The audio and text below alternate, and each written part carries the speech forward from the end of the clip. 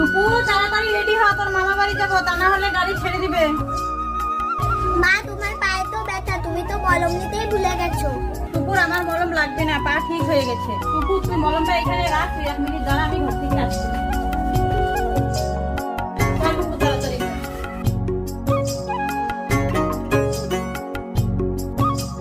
মাগো, মা তোমার কি হয়েছে? টুকুর হাত পেতে আমার পায়ের ব্যথাটা বেড়ে গেছে।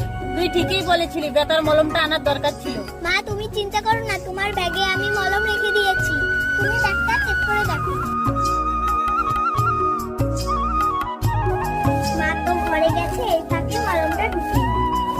মা তোমার পাটা এগিয়ে দাও, আমি মলমটা দিয়ে দিই। মা তোমার পায়ে আমি মলমটা লাগিয়ে দিচ্ছি। মা তোমার পা এখনই ঠিক হয়ে যাবে। ওরে আমার লক্ষ্মী মেয়ে,